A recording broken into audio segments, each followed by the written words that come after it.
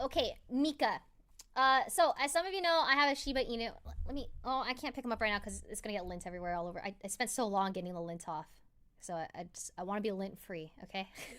Anyways, I have a Shiba Inu. We actually have the same birthday, January 8th. I've had Mika. He's gonna be 3 years old on January 8th. 3. I got him when he was 6 months old. At the time, I was my boyfriend at the time and I were looking for a Shiba Inu, specifically a Shiba Inu, and I found him online, and his baby pictures were so freaking. I've never seen a puppy smile before the way that he did in his baby pictures, and I would show you, but his Instagram got hacked, so I don't have his baby pictures anymore. I think I do somewhere, like on a stored file or something, but anyways.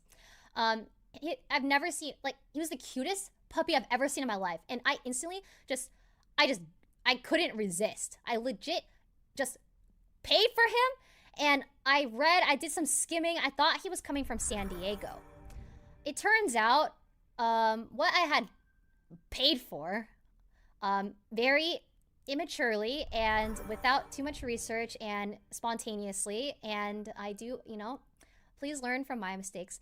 I thought he was coming from San Diego, and it turns out he flew from Thailand.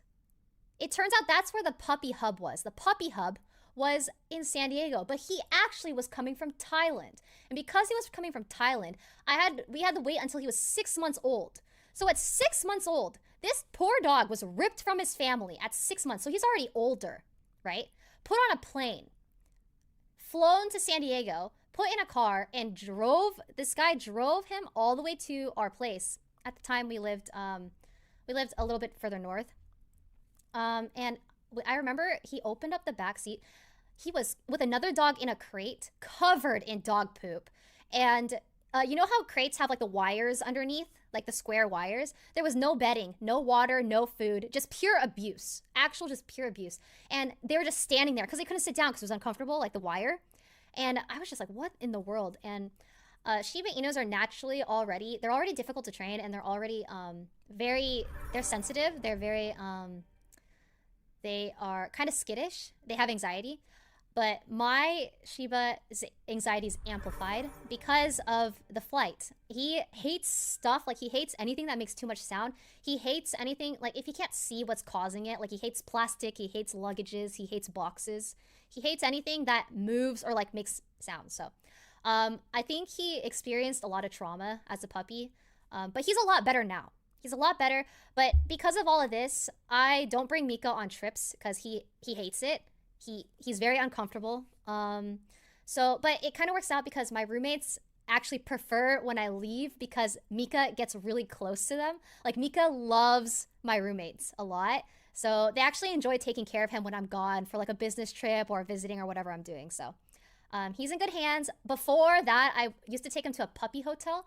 They have those in LA. They're puppy hotels where you could like check in your dog and they can get groomed, and then they could play with other dogs during like certain hours, and they get their own room with like a bed and food and water and treats and everything. So, but I don't do that anymore because my roommates enjoy taking care of him. So, and he's actually really comfortable with my roommates.